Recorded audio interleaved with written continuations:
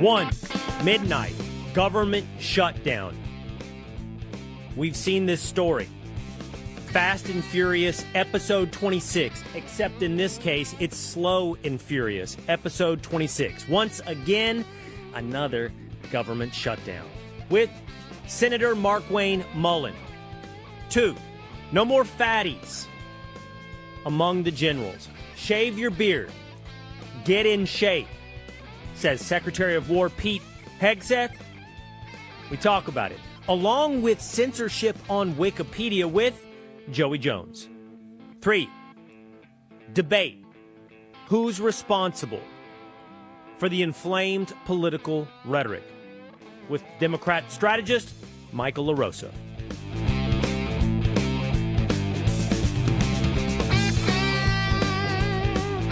It is Will Cain Country, streaming live at the Will Cain Country YouTube channel.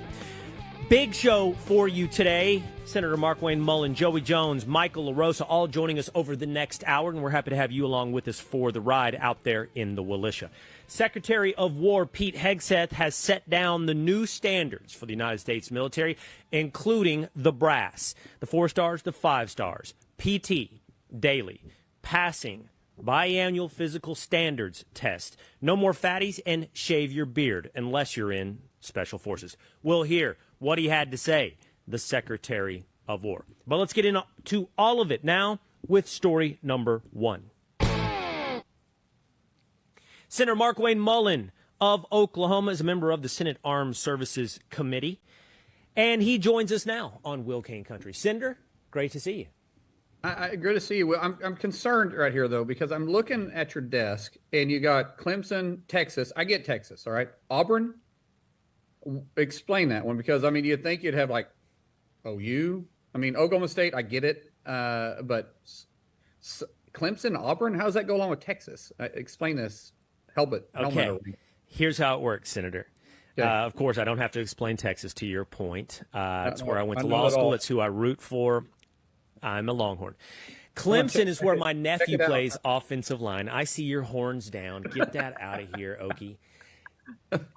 Clemson is where my nephew plays offensive line. He is a junior, and so he's from Odessa Permian out in West Texas. He was blown away by Dabo. Could have gone anywhere he wanted.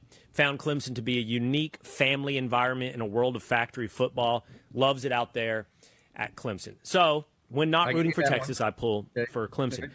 My brother went to Auburn, and this was his. And honestly, I took it from his room, and I said, I'm taking this in our childhood home. I went back, and he had it, and I said, I'm taking it. I'm getting it on the desk. And by the way, Auburn's getting super popular. I don't know about in the state of Oklahoma, but in the state of Texas, Auburn and Georgia in particular have really become popular outlets for kids who can't get into the University of Texas because of affirmative action. I know affirmative action is not technically legal, but they figured out all the workarounds. Do you know that? Like, we have a top 5% rule in Texas. So it's hard to get into UT, so they're headed off to Auburn and Georgia. Yeah, to go to Texas, you got to have number amount of teeth in your head. You got to be missing at least your back molars or one front tooth. So some people just aren't willing to make that sacrifice. Right.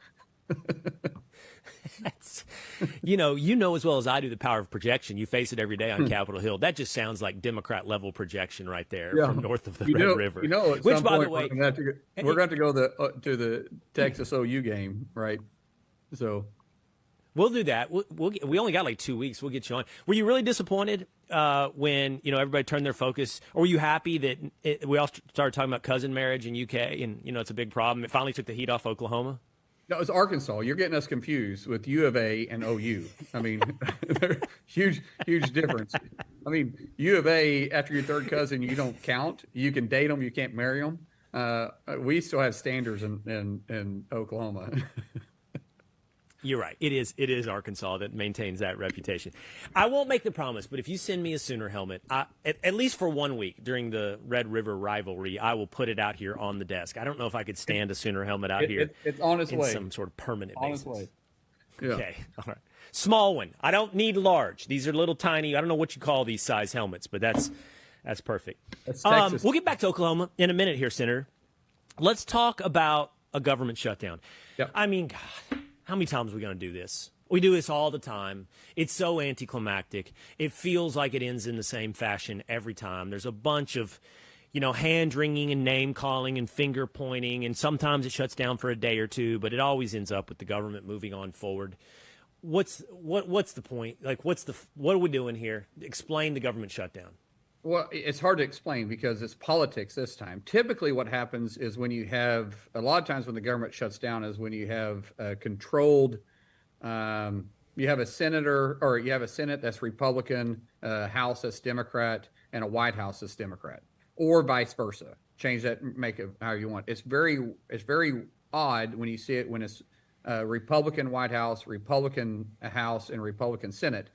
But because typically the minority in the case, or if it's a unified Democrat Party too, the minority goes ahead and negotiates in good faith to try keeping the government open. Because in the Senate, keep in mind, the Senate is the voice for the minority. So it takes 60 votes to do any type of funding bill. And we're usually able to, negotiate right up to the end. And in the past, I've been on all these shows going, hey, we're not going to shut down. We're going to work it out. I'm telling you, we're going to shut down. There's no way for us to get past this. And the reason why is because Chuck Schumer isn't negotiating for the American people. He's negotiating for his job. And he's scared to death of AOC. And so he's literally holding the American people hostage. And I do mean the American people hostage over his fear of losing his job, which is why career politicians are so dangerous. When he voted for this same exact CR, which is a continuing resolution, when he voted for this exact CR 6 months ago, not one word has been changed. The difference was when he voted for that time, AOC and this radical left Democrat Party that rules New York came after him with vengeance. And he is running absolutely scared, and he's being irrational. So what they're wanting us to do is they're saying, hey, we will keep open the government, but you're going to have to extend the premium tax. So what's the premium tax? The premium tax was put in place in COVID because insurance companies were saying, hey, we can't afford all these insurance claims. We're going to have to start canceling policies and moving out of states. So Democrats responded by, and it was Democrats who responded in 21 with Joe Biden at helm, and you had Chuck Schumer in the Senate, and then we were dealing with the House that said, hey, okay, we're just going to open it up, and anybody can qualify for without income caps. Anybody can qualify for this subsidy. Insurance companies can apply for it, and roughly it's going to take 4% of their premiums. Well, we have 2.4 million people right now that don't even know they have insurance because the insurance companies have put them in place. COVID is over, and these insurance companies are making a tremendous amount of money, which I'm good with. I'm good with people making money. I don't have a problem with that. I mean, I'm all about capitalism. But there's no reason for the taxpayers to still be paying these insurance companies when COVID is over. And by the way, we're subsidizing the affordable health care, which was supposed to be affordable for everybody, and we have to do another subsidy for it at the cost of $350 billion. So that he's holding the American people hostage because of this negotiating tool, by the way, that doesn't even expire until December 31st. So you can't argue with crazy, and there's no way to move past this. And to keep in mind, is he doing that, Senator? Yeah. Is he doing that because that to connect your tactical analysis to your motivational analysis? Is he doing that because if he were able to accomplish it, it would give him a win and a talking point against AOC? If he's running afraid of AOC and the left wing of Democrats, is this a sufficient win for him? Should he get it to hold them off? It's really not a sufficient win because he's asking something that can't be done. What he ultimately wants to do is slow roll. The left wants to slow roll President Trump's agenda any way possible because it doesn't make any sense when they've already voted for this CR once. By the way, this same type of CR they voted for 3 or 13 times when Biden was in office. So it's not like this is anything new for them. They've done this over and over again. It's the fact that he has to show that he's fighting President Trump. So he throws out the most ridiculous idea possible, knowing that the Republicans can't accept that. I mean, not so one. The point isn't the actual insurance thing. The point is just to be a big time fighter against Donald Trump. That's it. That's the only reason. But here's what's going to happen October 1st, Wednesday. Every military check will go out in full. I've already confirmed this with Russ at OMB. Every military check will go out and paid in full. Every federal employee will be paid in full on the 2nd. If we go into 2 weeks and we get to the 15th and 16th, those paychecks don't go out anymore. They stop. And so he's literally going to hold all of our federal workers and all of our military hostage because of his fear of AOC. When there is no gimmicks whatsoever, there's not one poison pill, there's not one piece of language that has changed on this same CR that he voted for 6 months ago. It's just political for him, which is why career politicians, okay. as I said earlier, will is dangerous. Okay, so, all right. So your argument is it's all political calculus. It is all political posturing to be as strong as a fighter against Donald Trump as you can so that you can insulate yourself from criticism from AOC. When there is a government shutdown, generally the party in power is the one that pays the price for the government shutdown. In this case, you'll be trying to make the argument that it's the party out of power that has forced the government shutdown. There's the AOC pressure, but there will also be the midterm pressure. Like, who will pay the price in the midterms for a government shutdown? Well, so if you're on the Democrats or you're on CNN or on MSNBC or whatever channel you're on, that's a left media, how are you explaining why they're voting against it? What are you going to point that the Republicans are doing that are so bad? Because this is Biden's language. Mind you, the CR is not Trump's policies. This is Biden's policies that they voted for to put in place to begin with. So if you really want to go back 1 year, they voted for this also last year too. So Schumer voted for this twice, this same exact language. So you're going to have to explain to the American people now what's changed. And I think that's hard to explain. Now, if we had stuff in there that was stripping Obamacare, and it had a whole bunch of abortion policy in there, then I could see where they could have an argument. This has nothing like this. When we say clean CR, we mean that it's exactly clean. Nothing has changed since this time last year, because that's the first time we voted on it, by the way, was a year ago. And so I think the argument they got to make for the American people is hard. Explain the Republican talking point that what Schumer is trying to do is extend health care to illegal immigrants. Well, under COVID, when they did COVID, they opened it wide open. So when they opened it wide open, there was no qualifications and no proof of citizenship. In other words, that anybody could apply for insurance and get the subsidies, and you didn't have to prove that you had a Social Security. You didn't have to give a Social Security card. In fact, the insurance companies have automatically enrolled over 2 million people. And so there is no requirements whatsoever on this policy. So there is millions of illegal immigrants that are not here in this country legally. They don't have a work visa. They're not legal permanent residents, which is a green card holder, LPR. They are those that cross the border illegally in a tune of over 20 million people underneath Biden, that a lot of those are signed up for this policy, and there's no way to prove that they are citizens or not citizens. So that's where we're still providing the insurance for illegal aliens in this country, which the Republicans are saying we can't do this anymore. That's why the Democrats were kicked out of office a year ago, was because of this kind of stuff. And when by the way, when this was first passed in 21, not one single Republican, not a single Republican voted for this, because we knew the abuse that was going to take place.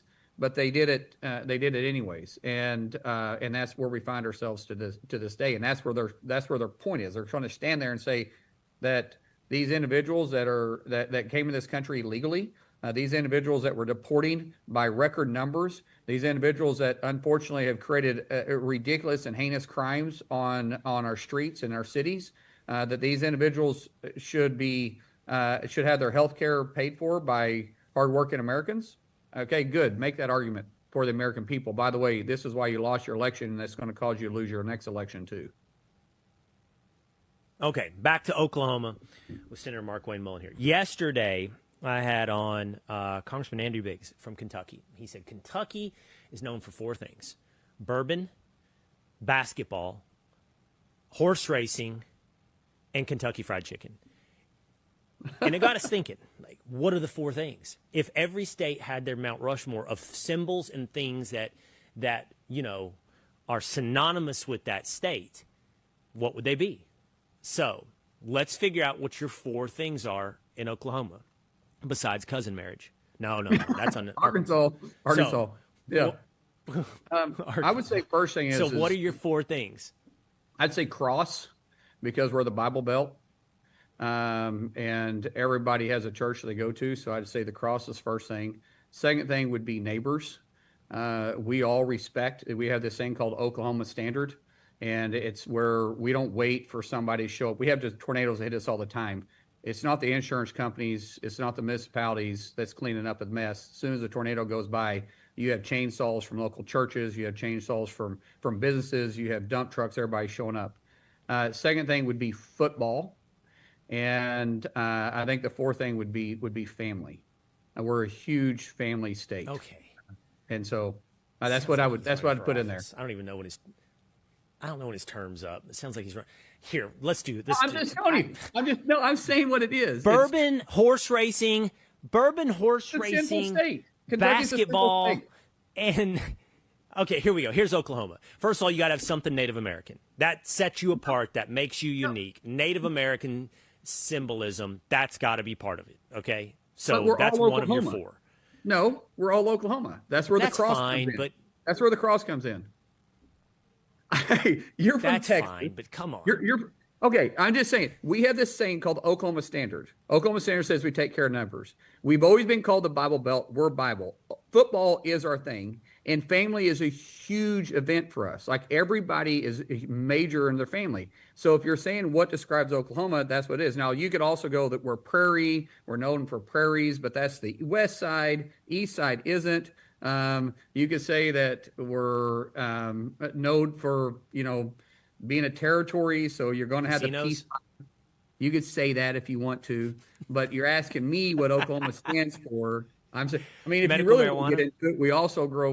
We have 8,000, 8,000 permits for marijuana grows across our state too. So how far? That's down? I know.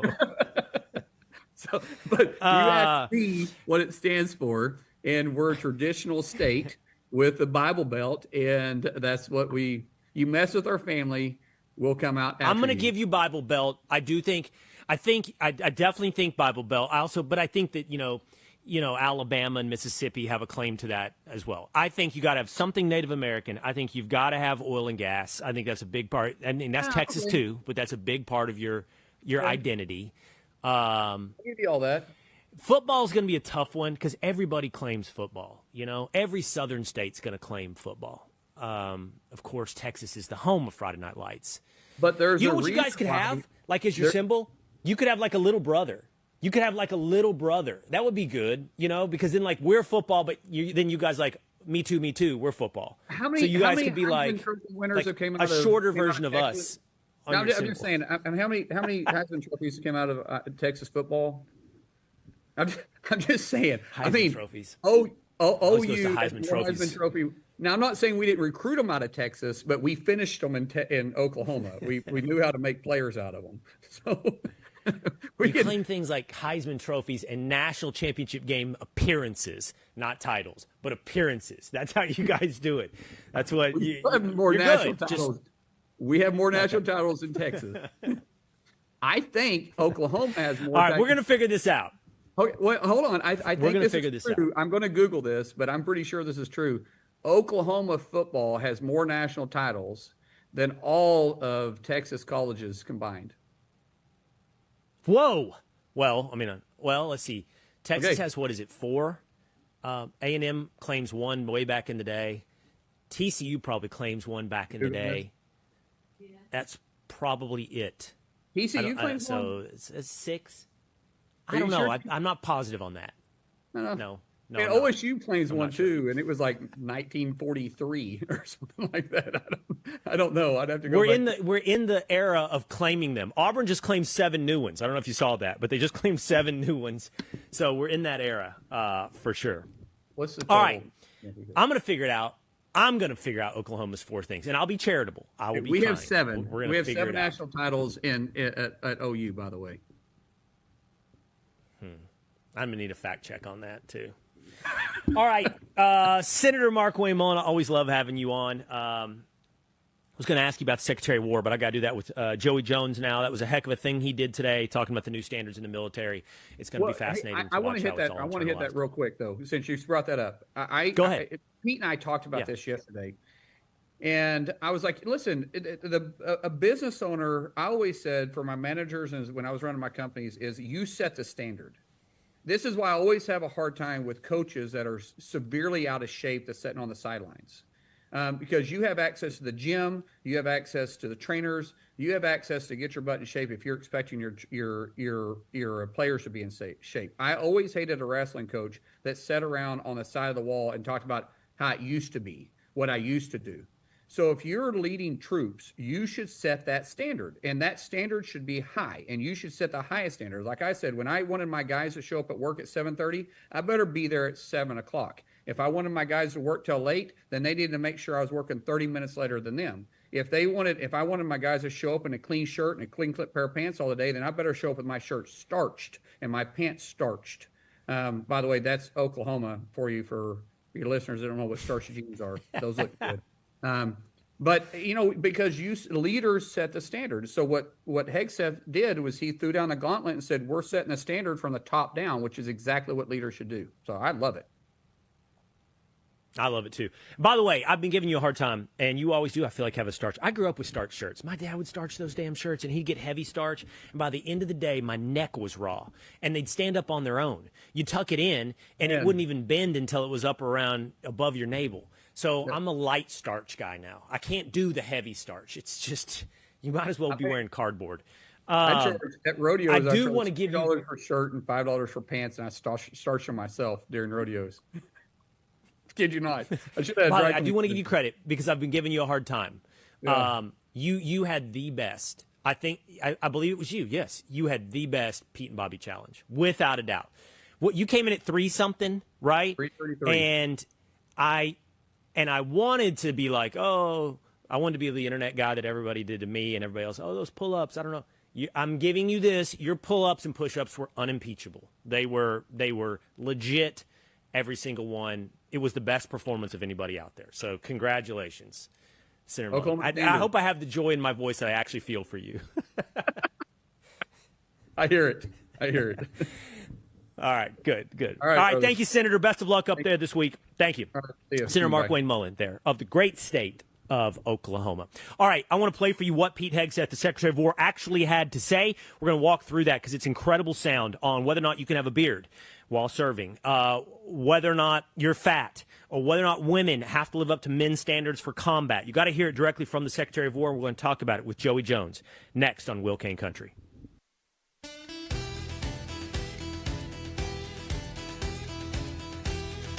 With physical fitness and appearance.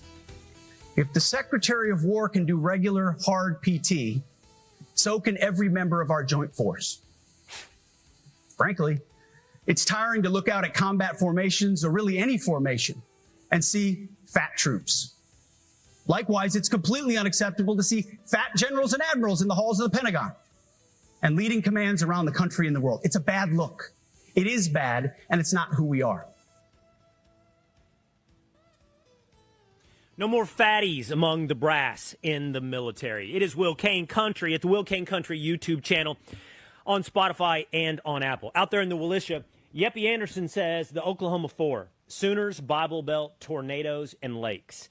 The senator really spun it into some political talking points like neighbors, we help each other. And that's great, and I'm not saying it's wrong, but how do you even – if you were making a Mount Rushmore, how do you even carve out neighbors? But a tornado – I do think is Oklahoma. So so far, I'm Native Americans and tornadoes for Oklahoma. Mark offered up his suggestion for New Jersey. Taxes, devils, jets, more taxes for the state of New Jersey. We could do this, by the way, with every state, and we should. We might as well ask our friend Joey Jones of the great state of Georgia. here. He's the new co-host of the Big Weekend Show. He's also the author of Behind the Badge, an unbroken bond of battle. What's your four? See, this is how this happened, Joey. Congressman Andy Biggs told me Kentucky is known for four things: bourbon, horse racing, basketball, and KFC. Okay, and it got us thinking, okay, well, what's the four symbols for every state? So your state, Georgia, what is the four? You couldn't bring us down to just four. I'll give you the four most current. We got Coca-Cola, Chick-fil-A, Delta, and Home Depot. There's your corporate side. Then you go into history. You're talking about a state that's the home of the infantry down at Fort Benning. We also our cash crops through the antebellum into the industrial era, where peanuts, cotton, tobacco, and peaches, as everybody knows. So we brought those things. We've got Atlanta, which, if you look at the state of Georgia and the Atlanta airport, that's the gates to the South. That's the gateway to the South. You got to fly into Atlanta to go anywhere in the South. That's a big part of what we do here. I can keep going if you want me to. I mean, like I said, we've got the Bulldogs. We're gonna have to figure it out. We got the Atlanta Braves. You'd have to put the Atlanta four. Braves up there. The Atlanta Braves is literally the professional sports team of the entire Southeast through the late 1970s. I mean, that's all there was down here. Right now, the closest MLB stadium to Atlanta as a bird flies is Cincinnati. So they are the team of the South. So you'd put the Braves on there. The civil rights movement. You could argue that some of the most important civil rights leaders were from or originated in Atlanta. It's funny you give Oklahoma Native Americans, and by all means, there are a lot of Cherokee in Oklahoma, but only the ones that fell for the raw deal, the ones that fought and kept their land, they live here in Georgia. They never got on the Trail of Tears. I live in a town that's called the home of the Cherokee. New Echota is just right down the road from me, actually, which was the second headquarters of the Cherokee Nation. So, I mean, I can keep going, brother, all day long. This is turning into this is turning into not you, me. So Oklahoma gets Native Americans. Sorry, we're not doing place of origin. Okay. They are the Indian Territory all the way They're up. not doing when place did they of stop origin, being then Indian how territory? do you do Native Americans? They're not. The Cherokee aren't native to Oklahoma. I'm with you. Indians. Indians, okay? I'm not into this PC Native American thing. It's Indians, and it always has been, and that's how Native Americans feel about it. For the record, by the way, it's Indians. You're just playing semantics. But with you, man. It's Indian territory, Indian today, the most reservations, certainly in terms of percentage of total state land, that's Oklahoma. Okay, and you rattled off so many, but you got to come down to four. And interestingly, Coca-Cola might be one of the four. Peaches as a stand-in for as well peanuts. Peaches are probably peaches or peanuts. I think you got to have one of those. Sure. And you by the way, put the Braves here's in an there. interesting thing. You got to put the Braves in there because that's the what Braves. You got to put the Braves in there. Why? Tell me why you wouldn't put the Braves in there. Well, because I just think of your state more as a football passionate state than baseball. And what I would say, but when you talk about like what this state represents to the rest of the country, I mean, the entire Southeast are Braves fans because that's the home of Major League Baseball in the Southeast. So when you put Turner Network on top of that, and now you're broadcasting from the Mississippi to New York, it was a big deal. I mean, for 3 decades. I think there's an interesting conversation to have around football because, I think it's one of the four for Texas. Senator Mullin said it's one of the four for Oklahoma. You rattled off the Bulldogs, and you'd say it's one of the four for Georgia, maybe. But so I got to thinking about this, and I was like, okay, maybe football's too broad, right? I actually, as a Texan, would not sit here today and make an argument that we are more passionate about college football than you are in Georgia or they are in Alabama. And I think you have a debate probably between those two states for like most heightened passion centered around college football. That doesn't mean there's not passion in Texas. There's a ton of passion. But I think I am safe in saying I'm not sure the passion reaches the levels that it does in Georgia. What we have, and I'm not even going to count the Cowboys like on this. America's team, huge passion around the Cowboys. But I think it's high school football that defines Texas football passion. It is that Friday nights matter culturally in Texas. It is what are you doing tonight isn't really a question. It is It is what was the score in that other district game. It is what are the current rankings. It is that kind of thing. And I don't know if in Georgia you guys care about high. I'm sure you do. I'm just saying at that level. So I feel like you may be in the debate for college football. And I think you're in a debate with Alabama on that front. I think we own high school football. When it comes to like as a symbol of passion and unique about your state, we get Friday Night Lights. I think like 60% or more of five-star athletes in the entire country come from California, Florida, Texas, and Georgia. I'm not talking about. No, yeah, let me finish. Let me finish. Yes, My that's point. True. So, okay. Yeah. Okay. So the reason why is people all over the country move to those states to play high school football. So in pockets of Georgia, high school football is king. What makes Texas different is you have much more remote places like Midland, Odessa, where there is nothing else. If you don't go to the Friday night football game, you got no live entertainment this week. It's different. Georgia's smaller. It's a smaller state, and it's in the southeast. Every major highway runs through it. And we got the largest airport right in the middle of it. There's things going on. That's why there isn't enough room for a hockey team or the Atlanta Falcons come and go, because the city of Atlanta has so much going on. The rest of the state's not going to embrace it. They've got their own thing going on. What makes Texas unique in the high school football is that you have cities that look like they're in the middle of nowhere that will build coliseums for their high school football team because they have that oil and gas money going on, and they don't have anything else going on as far as they can see. I won't take that away from you at all. I'm not debating you. I'm going with you on it.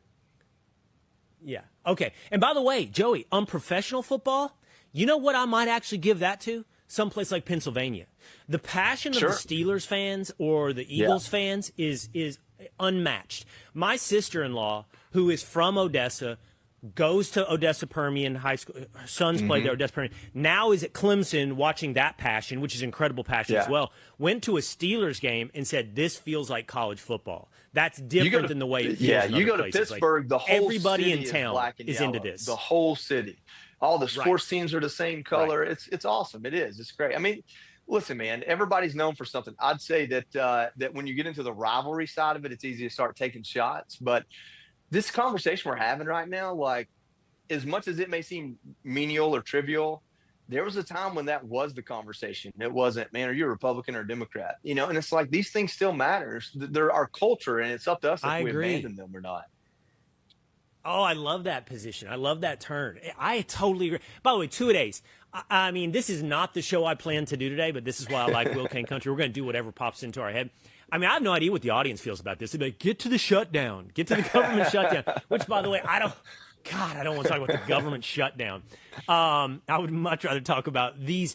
And I love how you said that. Essential ingredients to American culture. And you know, Joey, and we're going to get to Pete Hegseth in just a second, but the thing I love about American culture, in part, is that, yes, you can identify it, but I actually love the little pockets of difference and extreme difference between Boston and Georgia and Pennsylvania and Texas and California and Illinois. I love all of that. I love this conversation we're having is like, what makes you unique?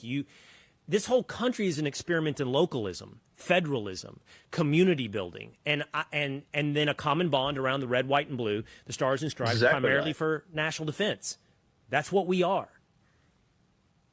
No, I spoke last week at a place they called it, the organization was Waco's in Rock Springs, Wyoming. And it's the Wyoming Association of County Officers, mostly county commissioners. And most people, when you hear that, you think like roads, stuff like that.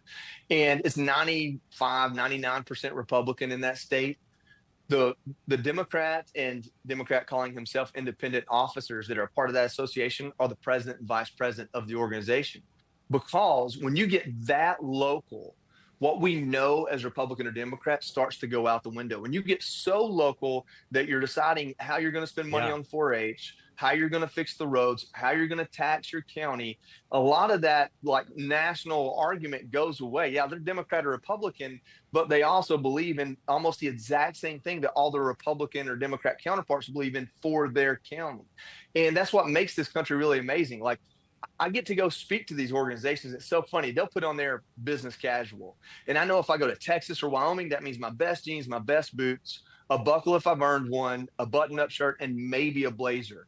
If you put business casual on there and you're going to Connecticut, that means a suit without a tie. And it's like that's that cultural difference. I mean, you know, it's like using the same words for something very different.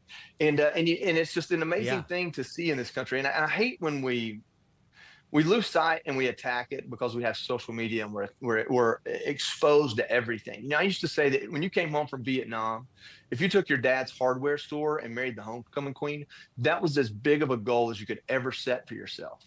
You know, and like, how do we get back to that? I don't know if we do, but I think we should. I live in Calhoun, Georgia. When they have a junior versus senior powder puff girls football game at the end of the year, the whole town shows up to watch. When they win the Division 3A or 3A football championship down in Atlanta, they have a parade on their way back up. When my son's drama class wins state, everybody shows up to watch the last performance. It doesn't matter what's happening. This town's invested in it. And there are a lot of towns like that around the country. And it amazes me that we lose sight of that, to be stuck to a screen, caring about what Gavin Newsom's doing in California, or what, you know, or what's happening with Zoran Mamdani in New York. Like, it's not that those things don't matter, but it's like, that's not going to be the reason why I argue with my neighbor. You know, that's what bothers me about it. Totally. Well, it wasn't. It unfortunately is becoming why you argue with your neighbor. But I share your utopic vision of what actually was, not what could be, but what was. Okay, I want to talk to you about Secretary of War Pete Hegseth and what he had to say about new standards within the United States military. A lot of people wondered, and I don't think this is the exclusive reason that all of these generals from across the globe were called back to D.C., but this was in part reestablishing the warrior ethos. And he had a lot to say about standards and physical PT, physical training, and so forth. And let's listen together to Secretary of War Pete Hegseth on the new standards in the United States military. Today, at my direction, each service will ensure that every requirement for every combat MOS, for every designated combat arms position, returns to the highest male standard only. Because this job is life or death. Standards must be met. And not just met, at every level, we should seek to exceed the standard, to push the envelope, to compete. It's common sense and core to who we are and what we do. It should be in our DNA. That seems pretty, common sense. Yeah. And I guess the fact that it in any way is controversial illustrates how far we've wandered away from common sense. He went on to say that there will be one singular standard for combat readiness for soldiers. Women will not be given a lesser standard. If women make it, great. He acknowledged that it will have an effect on women soldiers. Fewer of them will be qualified for combat. But he said, so be it. So be it. That's the way it works. We're going to have the most physically ready combat military. Yeah, exclamation point, bravo, clap, clap, clap. That's exactly what he should have said. I was on with Bill and Dana, and I said it on there, and I'll say it right now in front of you because I think you'll understand this. There are a lot of men or women in Washington, D.C. that would say the right thing in a small room. General Mattis kind of had a reputation for saying the right thing at the Pentagon press briefing, or, you know, something like that. But to say the right thing, the thing you mean, the thing that you said you would do on the largest stage imaginable. I mean, every major news network covering it, the president's coming on after you. That takes courage. And I don't know if there's that much courage in D.C., especially the Pentagon. I really don't. To be that consistent with what you've said since you wrote the book on it, 4 years ago? I was just very proud of him. And I just want to kind of peel back the onion just a little bit on this one example. He said to every male standard. And then I've already seen the crap for brains people on Twitter or X saying, oh, he's trying to get rid of women in the military. I thought, well, understand something. If in the Marine Corps, as a man, you have to run 3 miles between 18 minutes and 28 minutes, but as a female, you have to run it between 22 minutes and 32 minutes.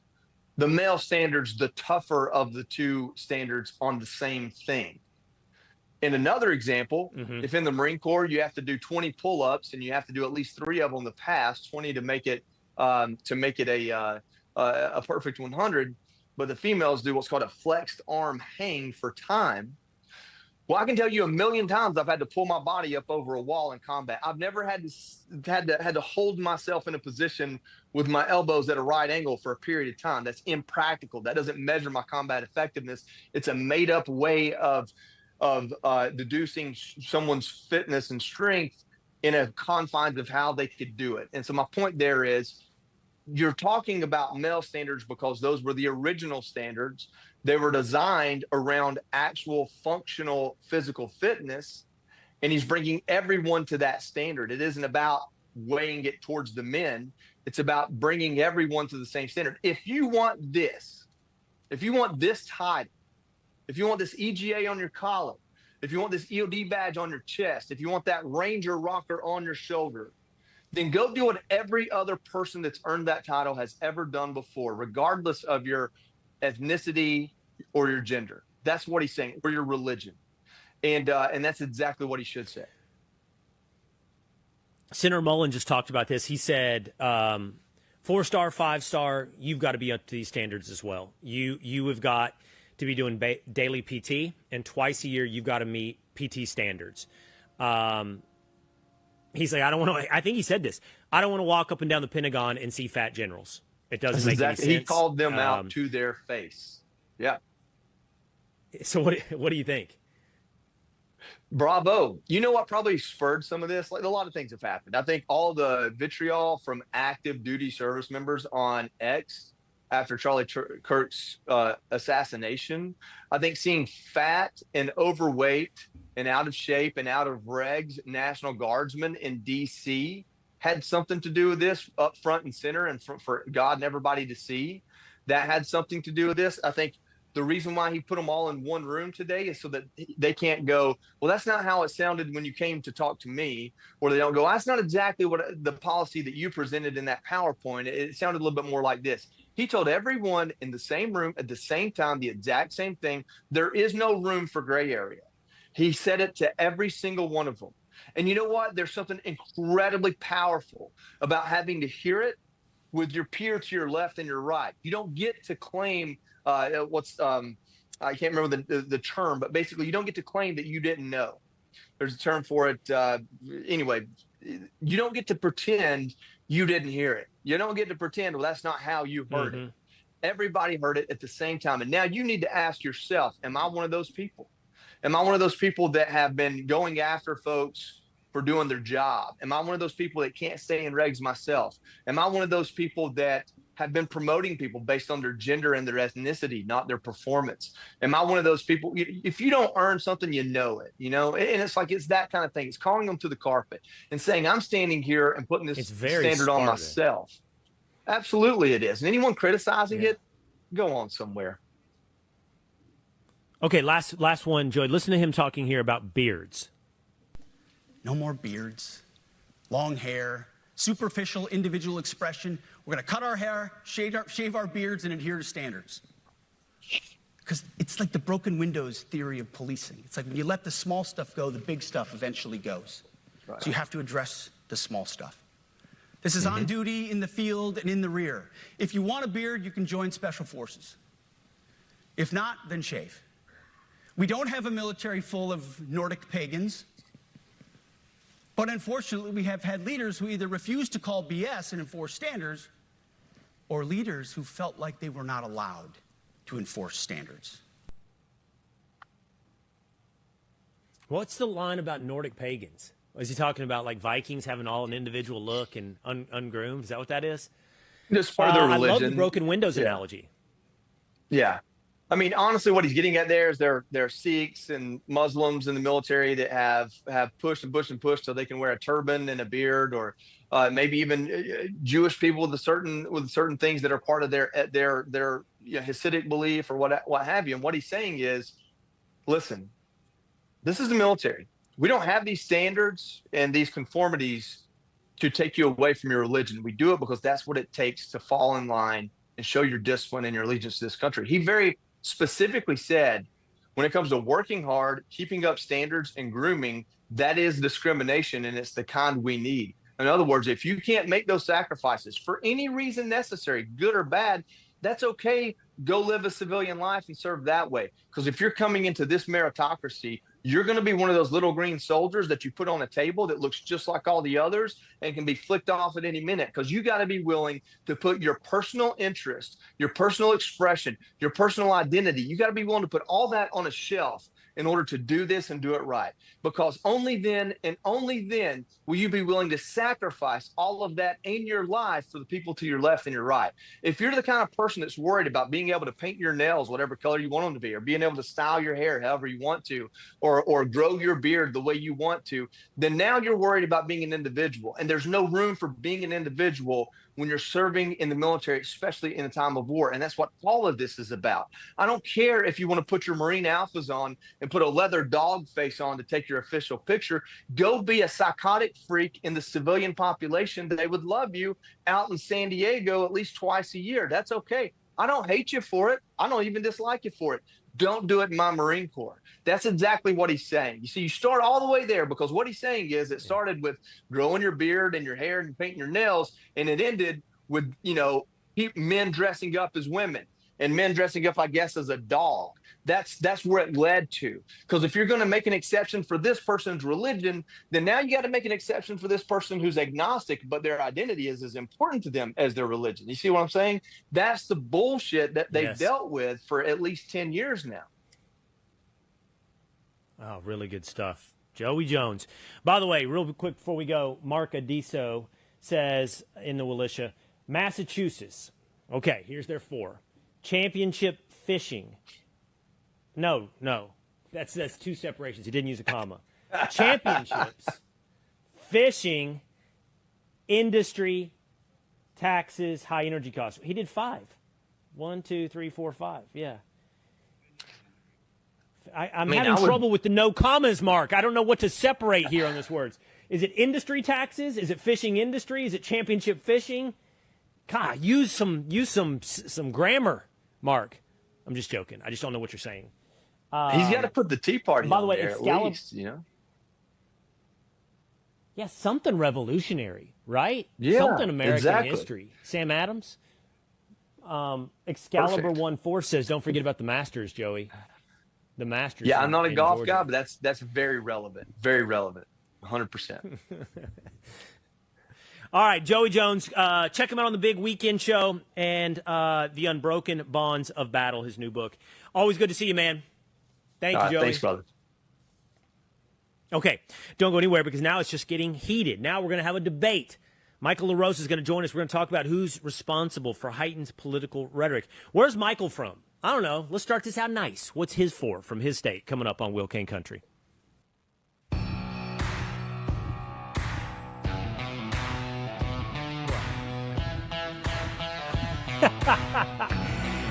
Joy Reid just caused revulsion on set. It is Will Cain Country, streaming at the Will Cain Country YouTube channel and available for you as well at Spotify or on Apple. All right, Michael LaRosa has been a good sport, come on the Will Cain Show several occasions, including here on Will Cain Country. We've had debates. I'd say more so even just conversations.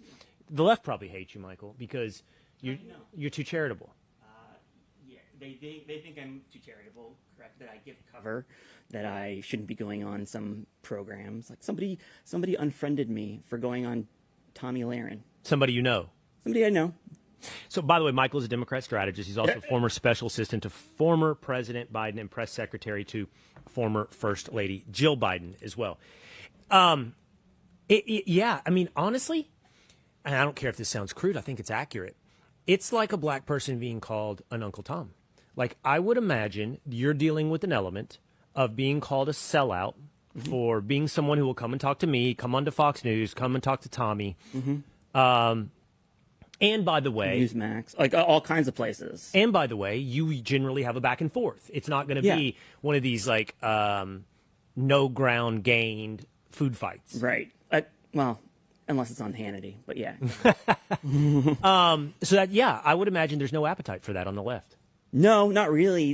It's really interesting. It's this weird culture because I enjoy going back and seeing how the things that Trump is doing are either very much in line with Republican orthodoxy, or at least like some of the things that Clinton did when it came to cutting the federal budget, cutting federal workers, the things he said about immigration, illegal immigration. It's not. We could keep going. I know. You could do foreign policy. Yes. Yeah. You could do crime. Gay rights? Yes, exactly. Yeah. I mean, no, for sure. I've made this argument all the time when people talk about Donald Trump or MAGA, even MAGA, as being alt-right. And by the way, if we're on the internet, you're going to find whatever you want. You'll find examples. You'll find wings. But the larger movement has largely been a pivot towards centricism. Now, thematically, there's nationalism. I'm proud of nationalism. I'm proud of the red, white, and blue in America. America First is a very American-focused political ideology. I'm struggling if that's the right words. But tariffs is another one. Like, we just keep picking these issues, and you go, 10 years ago, Mitt Romney would have argued for none of these. Correct. And 20 years ago, 30 years ago, Bill Clinton would have argued for a lot of these. Correct. Yes. Well, he was a free trader. Yeah, well, not all. Right, not all. But, when he signed, Joe Biden wrote the law, the toughest crime bill that expanded the death penalty. And that's just why I'm heartbroken about what Biden did on the pardons, because he really pardoned or commutated sentences of some monsters, like dictionary definition of monsters. And this is from a guy who wrote the toughest crime bill in our history. And I don't know. I mean, there's all kinds of theories about why he did that. I don't know. But even Governor Shapiro came out and said they got it wrong. What are the theories on why he did it? Senator Blumenthal. Well, did he know? Because it was auto-penned, right? I would love to know if he really does know who some of those people were who were on death row that he commuted, because I'm just surprised, because it's not the Joe Biden of the 90s. And this isn't the Democratic Party of the 90s either. But we are out of touch when it comes to culture, when it comes to crime, when it comes to immigration. And look, if my party can't, and I swam in college and I have tons of teammates, and my best friend from college is now a college coach, he feels this way too, and he's more liberal than I am. But if we can't say that boys should not be competing in girls' sports, the voters will tune out, because that's just too scary for them right now. It's just, they're not there, and they won't trust us on anything else we have to say. So Democrats, when they say, well, this happens this is very sparse. This isn't a real thing. It's made up by conservatives and it's meant to inflame. Well, then just say no. Just say no. I don't believe it. Then say you disagree with it. If you satisfy the question, it will go away. But when you pivot and dodge and try to blame someone else by not answering the question, all you have to do is have opinions and principles and believe them. So, okay, you and I might find debate in the course of this conversation. Yeah, I've been watching. I've been paying attention to what you say. Oh, really? Yeah. Well, I'm going to give you the floor, then you can go on offense. No, it's okay. You do it. But I do wonder this, Michael. I'm wondering this. Okay, and I'm gonna kind of vomit a bunch of thoughts out here at one time, but I do wonder if you can witness the death of a political party. And so what I mean by that is all the things that you're describing, there is no momentum whatsoever on the left to go in these directions. All the energy and all the momentum is to go even further radical.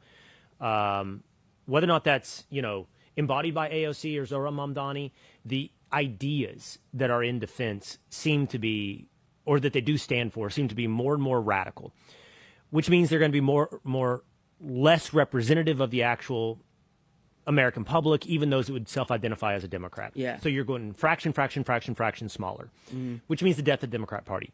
Now I want to amend what I have to say. I've always said this. In 2012, I heard Morning Joe talk about that the Republican Party was now a permanent minority party status of white men from the South. They did not see Donald Trump coming. They did not see this pivot, and they were, of course, incredibly wrong. Yeah. So I could be incredibly wrong, and there is a Democrat figure on the horizon, incredibly charismatic, that can reform what it means to be a Democrat. However, whoever that person is also has to have the ideas, as you just pointed out. And I would almost ask you, then what are the ideas? Like, you have to have opinions. You have to have principles. Yeah. I don't know what those are for Democrats. Yeah. Well, a couple of things, right? Yeah. So the party is not as bleak as it may. I mean, that's where it is upon us to police ourselves and step out of bubbles and try to understand. Trump, I think, beat Kamala Harris by 2%. Biden beat him by 4%. There was a huge drop-off in voter interest and turnout in that election. He still didn't get close to where Joe Biden was in terms of popular vote. Joe Biden still got the most votes in history. Well, let's just real quick. There's a couple caveats on that. There's the COVID mail-in ballot. I'm just trying to paint a picture of statistics versus feeling. Yeah. And when you look at the statistics, when you look at the facts, the party is not in that bad of shape. You guys could have had 4 more Senate seats. 4 more. Imagine what you could have done with 4 more Senate seats. But in Michigan, Nevada, Wisconsin, where else? At Arizona. Well, I think you can go back a little. Georgia. And Arizona, they chose Democrats, though, for the Senate this cycle. So how do you explain that? It's not only a... I mean, voters clearly have a problem with Republican candidates, too. They love Donald Trump, fair. But they're not totally bought into the idea of your party or of that party either. Okay. A couple responses. First, the statistics game. Also, keep in mind, we picked up 2 more seats than we should have in the House. We picked up seats. We gained yardage in the House of Representatives. Well, okay, the statistics thing can be used to soothe the soul of either side. So yes, that's true. Donald Trump won record numbers of swing states, flipped districts, flipped minority votes in directions that we didn't think Republicans. And still never got 50% of the vote, though. Still never got 50% of the vote. On the popular vote? Never. No. He won the popular vote. Sure, but who cares? That's why it's like getting extra credit for something that you should do. I mean, he got 49%. Joe Biden, when he won, got 51.8% or something like that. Trump was never able to get 50% of the country. So there's no that's why I always argued against this idea of some mandate. But go ahead. Well, you argue against this idea of a mandate. No, I definitely think there's a mandate. Well, good. Then you can fund the government tonight at midnight. I just had this conversation with Senator Mullin. This seems to be all on Democrats, but I don't want to litigate this right now. I actually find it some of the most boring political jousting that there is. Well, it is. And it's another example where I don't think neither side's hands are clean when it comes to tonight, what will happen. But I do think it's a legitimate question about the sustainability of the MAGA movement beyond Donald Trump. I think most of the left is animated by hatred of Donald Trump. Anti-Trumpism is the motivating factor of the left, and you are going to have a sizable portion of the population that is going to be there. Mm-hmm. But once we rip out Donald Trump from the equation, to the extent that he ever will be during his lifetime or even post his lifetime, I think Republicans will have a question to answer about who that person is. And I don't know. J.D. Vance, Marco Rubio, who carries the mantle, and can they champion those America First ideas? Yeah. You have the same problem of a person, but you also have the problem of the ideas and what the person stands for and argues for. I think that's probably fair. I think right now I'm seeing Democrats twist themselves into knots on Israel. That was an issue that we used to own. So that's no longer the case because of Democratic primary voters. We're seeing that in the mayoral race in New York. Not that New York is a reflection of the party, but I do think it's very dangerous to that guy's ideas, Mondani, his ideas are dangerous. Those aren't the ideas of most Democrats. And I think that's why there's a struggle for people to get behind them. Do you not, honestly? So we see polling on young people, too. We do the Israel issue, but, a greater embrace of socialism. I think there's a legitimate conversation if Mamdani actually does have the pulse, not just of New York City, but of young Democrats. I don't know. I think you have to sample how Democrats consume their information and form their opinions. Young Democrats, young people. I mean, that was the first question I asked. I taught a class in media and politics last semester. I didn't care what they read or what their opinions were. I was just wanting to know how they consumed their information. Oh, and the answer is TikTok. I mean, it was a big part of it. It wasn't always TikTok influencers, but it was maybe seeing a clip on Fox News on TikTok. Mm-hmm. An aggregator. They see it as an aggregator. So short clips really do form impressions and opinions. Right. I think that's something Democrats don't get. I think that's something. I think there's still a culture with Democrats when it comes to publicly communicating and fear. We operate in fear. That's how Democrats? Yeah, that's the culture. Democratic staffers and candidates and consultants. It's always operating out of fear. There's never what Bill Clinton said, running into the fire. Like when Bill Clinton in '92 in New Hampshire and Jennifer Flowers, what did he do? He decided to confront his vulnerabilities, go on the CBS Sunday, 60 Minutes, the highest rated show on Super Bowl Sunday. One of the most historic interviews of all time. It's most highly rated. That's when he did with Hillary? With Hillary, and did something that no president, no candidate, and their wife had ever done before, was to talk about the state of their marriage. And it was, no candidates had ever had to do that before. And he ran right into the fire. He didn't run away from it. Democrats run away from culture questions. You kind of saw it, and I hate to say it, because I'm going to vote for her, and I think she's probably going to win. But you saw it with Abby Spanberger the other week, and I was bummed that she couldn't just answer the question about trans sports. She says she's a mom of 3 kids in Virginia schools. Well, then tell us your opinion. You, of all people, should have an opinion. Right. If you have kids in Virginia public schools, tell us. I don't want to hear about politicizing schools. Nobody wants to do that. But tell us where you stand on that question. Just answer the question. So I think here's a essential problem for, I'm going to use this word, and I try to pick my words precisely, but I'm going to say the left, okay, in general. Yes, for sake of argument. Yeah, is that the guiding ideology of the left is progressivism. Now, progressivism as an ideology requires constant march forward. That march forward becomes almost unguided as long as it is a step away from what was before it. Yeah. So from gay to trans is the best example of that, right? Yeah. That march happened quickly. It did. Quickly. Now, there's a lot of technical reasons why that happens as well, meaning the interest groups involved in legalizing gay marriage after gay marriage was legalized literally had nothing to say. They wanted another fight. They had to for their own paycheck. I was at the Human Rights Campaign dinner in 2016 when Tim Kaine was giving because he was the vice presidential nominee, and usually they do that year. And that's what the theme was that year. It's like we still have other fights to fight. We have this infrastructure. Yeah. We have this fundraising. We have these jobs. Yeah. We've got to move to the next thing, and the next thing became quickly trans. Exactly. But even beyond that formalized problem, there is an ideological problem that keeps you unmoored from principles. You brought it up. You need opinions and principles. Yeah. And because the very nature of progressivism is that it is unmoored from principles. Now, that doesn't mean it's not unmoored from some feelings, some thematic concepts. It is going to trade in increasingly fractionalized minority points of view. And you can't, if you're Abigail Spanberger, do the trans thing. Now you've alienated that part of your voting group that requires that next step on the progressive walk. Yeah, that's what I'd never thought of her as wanting to sort of take on that mantle, but sure. And like what you're saying, the only Democrat that's not that I can think of is John Fetterman. To be quite honest, like he doesn't. In my home state, yeah, he is pretty far left on a lot of issues that we don't talk about anymore. No, I know. But he doesn't buy the constant march of progressivism.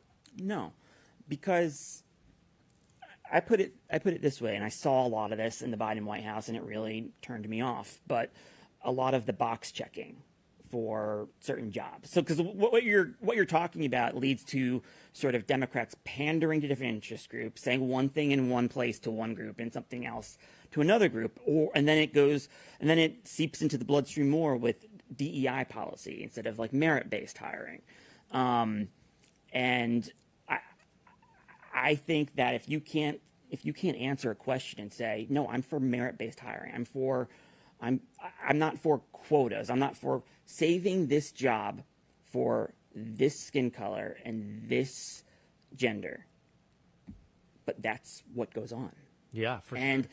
There's a lot of Democrats used to be the party of the suburban mom and soccer mom voters.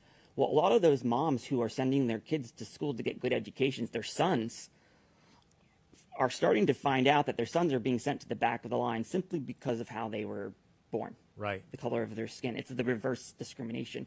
And those moms are not going to be Democratic voters for long. If I'm right, and I do think I have history to back me up, you and I just went through what Bill Clinton sounded like in the 90s.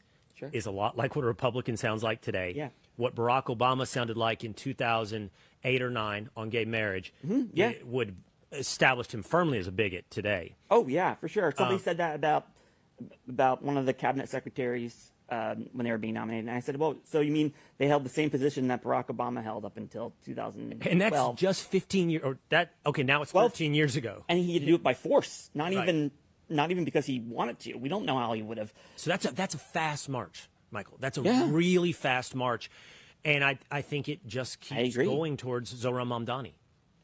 Well, I don't believe it. Democrats had the opportunity to select their Mondani in New Jersey. They didn't, or Virginia. They went with Abby. They went with Mikey Sherrill. I don't think we're there yet. I never really believe that Manhattan is really a reflection of what the actual party. That can't be, because that's not how we're going to win the majority. It's not how you're going to win majorities. What works in Manhattan won't work where I'm from in Allentown. Just won't. And that's a district that we lost last cycle. Okay, I want to let you go on offense in a minute, but this is what I anticipated talking about today. So Michael kind of did a little throw up in his mouth here when I just mentioned the name Joy Reid. 2-a-days, we have this clip of Joy Reid. I don't know what she's on. She's in a I think she's smart. She's always been nice to me, but she just racializes things too much, in my opinion. I think she's the last thing you said is self-evidently true. The first two, that she's nice, I don't know about that. She's nice to you. Okay, I can accept that. Here's what she's had to say on some panel. Watch this. Is that if you go back before the 20th century, there were no income taxes, there were no regulations on business. You could earn as much money as you want, leave 100% of it to your children with no taxes. Right. That's the world they want back. And to get it back, they need society to change. They need people to be less modern. They need people to want fewer things. Okay, so she said, by the way, she's talking about Republicans leaning towards fascism. They want a world that existed prior to 1900. No taxes, no regulation, leave your money to your children. So she describes basically, and by the way, a lot of people on the right are like, sign me up. No taxes, low regulation, leave your money to your children. That's a good life. Mm-hmm. And it seems to be she's suggesting that's the regressive fascism that wanted by Republicans. The economic fascism, is that what she's talking about? The regressive economics. Yeah.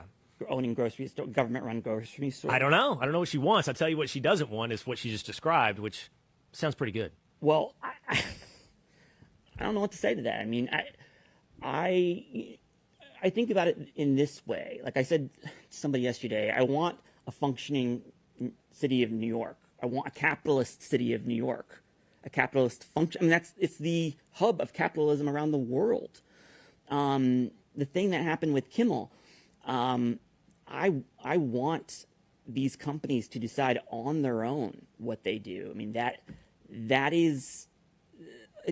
part of capitalism. So, like Bill Clinton, I guess I'm just a pro-capitalist Democrat. But I don't like the idea of first of all, I don't like the idea of using that term, fascism, to describe something economic, or when it's used against Trump. I said this like on to Sandra Smith a couple weeks ago. You know, my great-grandparents who are from Sicily and emigrated to the United States during Mussolini, they would probably have something to say about what real fascism is. Because if everything becomes fascism and autocracy and authoritarianism and what else? There's threat to democracy, Nazis, all those things, then nothing is. Right. And Democrats have turned those words into like political confetti. And they've lost their meaning. I said this to you, I think, on your show back in February. In October of 2024, Morning Joe is starting its lead, 6 a.m., talking about Hitler, comparing the Republican nominee to Hitler. And I think I said something like, or I tweeted something like, oh, well, if this is how we're starting the news in October, a couple weeks before an election, we're gonna lose. I said, it's silly season. Somebody texted me and said, well, you know, the victims of the Holocaust might feel differently. I said, well, they probably would be offended that you're kind of being so gracious in terms of that word. Flippant with that word. Okay, sure. Yeah. And I said, I think it's kind of insulting, actually, to be using that word. Yeah. And this is where I wanted to go with you. Yeah. Dangerous. Yes. We have seen the danger of this. Yeah. Now. And you know, in the wake, obviously, of the assassination of Charlie Kirk, we've moved into this both sidesism debate. Mm-hmm. Now, this is where, if this is what you're referencing when you say I've seen some of the stuff you're saying, yeah, I want the full Michael. Yeah, LaRosa. I do believe this is not a both sides issue. Yes, that does not mean that there is not inflamed rhetoric on the right. Yeah, I know that Stephen Miller has called his political opponents fascist. I know that Donald Trump has called his political opponents fascist. Yes, but I also know that no violence has been committed in the name of that rhetoric. Yes. There aren't people writing that on bullet casings and shooting it at Hassan Piker or Joy Reid. That is happening on the left towards the right. And because of that, it's not just bad politics, it's bad civic community behavior to be doing that. I don't want to hear the, if you don't want us to call you fascist, don't do fascist things thing. Like, how about learn some history? Yeah, I agree. But why are you so... I asked, you know, Mark Halperin, a journalist, or independent journalist now, and I was on his show recently, and he said, you know, the country's in this political crisis, this moment of crisis, and I said, he wanted to know what I thought, and I said, well, why do you think that? Or what do you think brought us here? I said, do you think it was the Charlie Kirk assassination? And he said, well, yeah, of course. And I said, but, and I didn't know Charlie Kirk. The only thing I knew about Charlie Kirk was what my side of the aisle would consider him to be inflammatory, that he said the controversial things. So I tune people out on both sides. I tune out Al Sharpton. I tuned him out, and I regret that because I didn't get to learn what I saw in your montage, which was amazing. What he said about when he stood up for the LGBT community, actually. There were so many things I didn't even realize. But anyway, the point of me saying all that is, does it take celebrity in order to get us to this point? Because, well, first of all, I mean, I pray for him and his family, and I feel terrible about what happened. It was seeing that was traumatizing, but it was also pretty traumatizing that this man went to the home of the highest ranking official in state government in Minnesota and assassinated her and her husband and her dog, and then shot 9 bullets into a state senator and his wife. And that didn't grab the attention the way a more celebrity. No, but can I tell you what the difference? It's not celebrity. What is it then? That obviously I was asking, that plays some role. I was asking in a very serious way because I don't know the difference. Well, first of all, let me give some credibility to what you had to say. That plays some role. The fact that Charlie Kirk is so well known and it was so public, and to your point, we actually watched it happen. So no one can deny that didn't play a psychic role on the we watched American. Kennedy just down the street. He was assassinated. And it played an incredible role on the American public, meaning a generation of Americans affected by that. Correct. And I think that's similar with Charlie. But you ask, why is it not with Melissa Hortman? Or Gabby Giffords when she was attempted execution in a grocery store. But for that same matter. Or Harvey Milk. But that wouldn't just be the left, or Steve Scalise. Didn't receive the same thing. Totally agree. So, I'm not going to paint all those right now in one, but I am going to address the Minnesota thing, Melissa Hortman. The answer is because we know what motivated Tyler Robinson. He has shared that. We have seen his letters, his texts, what he wrote on his bullets, and we know what that was. Was he crazy by virtue of his act? Yes. Was he motivated by things that are very common? Or is he echoing sentiments that are very common? Said. What's that? Did he say that? Yeah, you in one of your podcasts, I think. Maybe. Was he motivated? Violence is violence, right? That argument. Yes, but so the difference is with Melissa Hortman, while she is a political figure that was killed, that particular killer, we don't know what motivated him. His craziness seems to precede his motivation. He was appointed by Tim Walz. He thought Tim Walz motivated he was appointed him. by Mark Dayton, and then he was reappointed. But the governor never even met him. Okay, but my point is, who is he? Not who is Tim Walz in this situation. But we only know that he had 43 Democrats on his hit list. Fair. No I've also seen people, and I don't know the facts for sure. I do know he had a No Kings flyer in his car, and he was reportedly upset about the lack of extension of health care to illegal immigrants that Melissa Hortman had voted against. Okay. So, but whether or not all of mine bear out to be true, or yours that it's just Democrats, the difference is we don't know that he was motivated by political ideology or political rhetoric that is out there in the sphere that we can extrapolate into, wow, this is a problem in our culture that was motivated by Donald Trump or right-wing rhetoric. With Tyler Robinson, there is a direct correlation. And I would add the ICE thing that happened a week ago. There seems to be a direct correlation. So I wouldn't even go beyond correlation. Causation. But I still don't know why that makes it different or worse because of actions and consequences. What are the difference between the bullets and the hit list? What about the guy who tried to assassinate Trump? Because of the actions and the consequences. In Butler, he wasn't just looking at Trump's schedules; he was looking at Biden's schedules and stalking Biden too. So the point of our conversation is whether or not this is a both sides issue or a larger political climate issue. Yeah. Or this is a left-wing issue.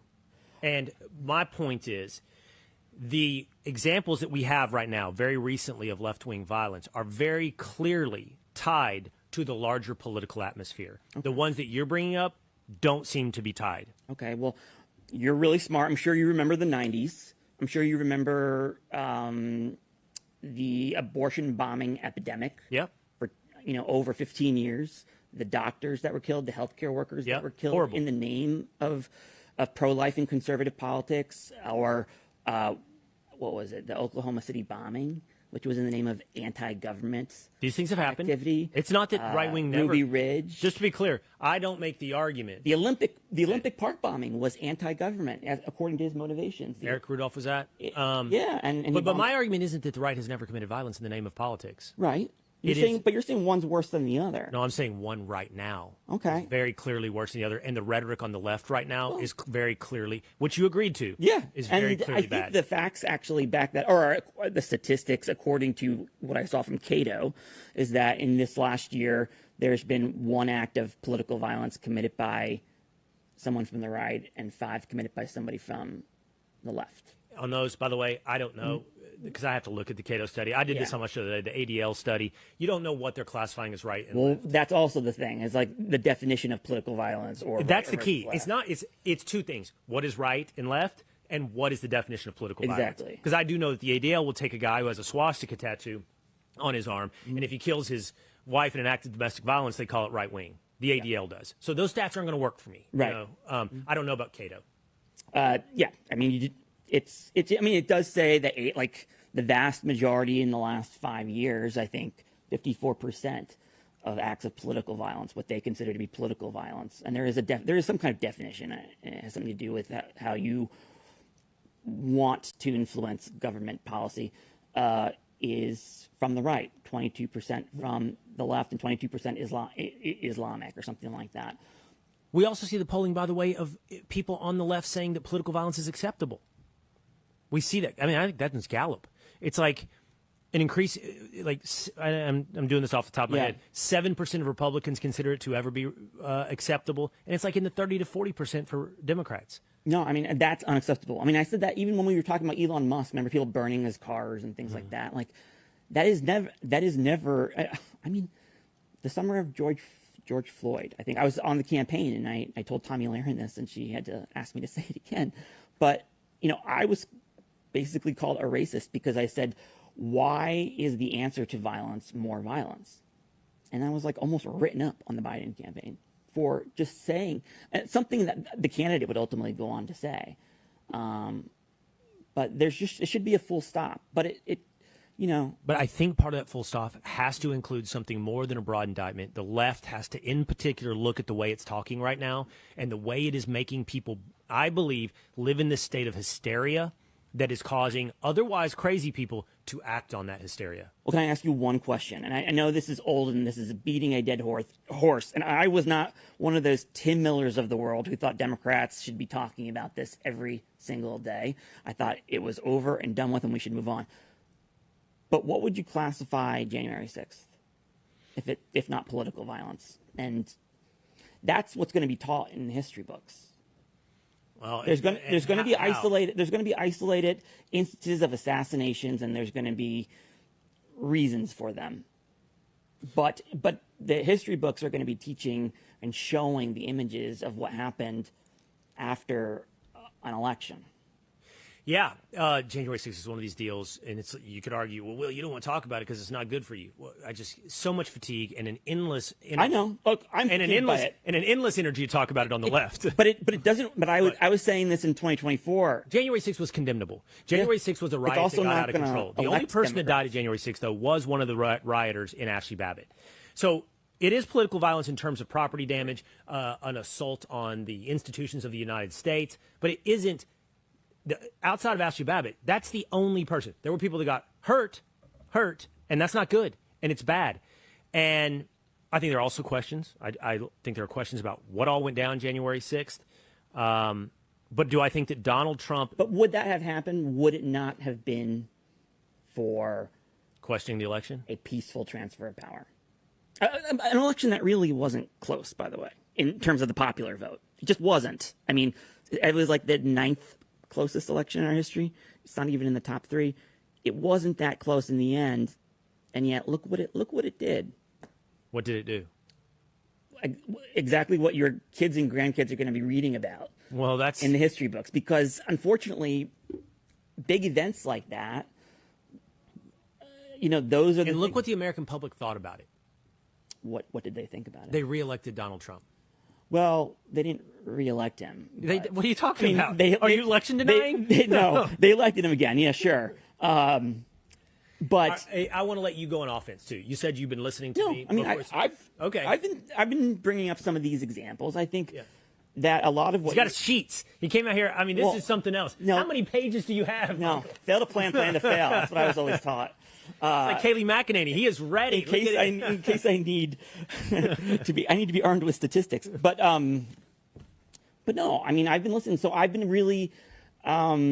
But you're addressing it about why you think right now it's the left. Is the left pretty radical? Yeah, there's no respect for law enforcement. I don't mind ICE wearing masks. Why would I care if ICE? Why would I care if law enforcement are wearing masks? They should have been wearing masks on January 6th. Here's my prediction: in 5 years, you are not on the left. You're already too close to the line, bud. Unless you're just a political animal and you want to be a Democrat. I'm a political animal. I'm a political junkie. But I think politics is interesting when you examine both sides. It's moving so fast. No. It's moving beyond. I don't think I could keep up. To my grandfather, and my FEC reports say otherwise. But. Well, then don't hide the ball when you come with me. Give me the full Michael LaRosa. I am. Okay. I don't think I hid the ball. Do you? No, I'm saying if you feel more aggressive, then be aggressive. Oh no, I don't hold back. Pennsylvania. Yeah. That's where you're from. Yes. 4 things. Yeah. What are your 4 things? Your Mount Rushmore of symbols. I did this with Oklahoma, Kentucky, Texas. The 4 symbols of Pennsylvania. Well, the Liberty Bell. I guess statuary or. They don't have to be all statues, by the way. No, I know. No, I mean Independence Hall and the Liberty Bell are kind of hard to. Yeah, I think so. You get that. If you want to encapsulate what the Steelers and Eagles, the full state. Yeah, the Steelers and Eagles, the Wawa versus Sheetz. You know that. Wawa's a convenience store. I don't know Sheetz. It's like the Pittsburgh. Everybody Wawa. talks about Wawa's subs. It's the same thing. It's Wawa. Sheetz is the other half of the state. Wawa is the eastern side of the state. Did I do enough? What else? You got to get to 4. Pennsylvania. I mean, factories. So I'm from Bethlehem Steel. Yes, Hershey's. Oh, Hershey. But I'm from Easton Pennsylvania is home of Crayola crayons, Larry Holmes, and Mario Andretti. Nice. Mario Andretti's not from Italy. The Andrettis. Okay. It's 2 days. Do you want to do this with Michael? Before we go, we got to do a bit of final takes. Why don't you just hang out? Yeah. We're going to do this. Okay. He doesn't have an IFB in, though, so he can't hear. Okay. So let's bring in tinfoil Pat and 2 days, Dan. We're going to wrap it up here today, as we're doing every day now, with a quick episode of Final Takes. You guys have a couple topics. Who's got it? Tinfoil, take it away. Tinfoil, go. That's right, Will. I thought we were going to cut this, but we do have a SOT of. It looks like football superstar, former superstar Jason Taylor might have had a Coldplay situation happen to him the other night on Monday Night Football. Really? Watch this. Really? Okay. Uh-oh. Woman gets off his lap. Oh, no. Uh-oh. But he's wearing his Hall of Fame jacket, too. I know. But it turns out...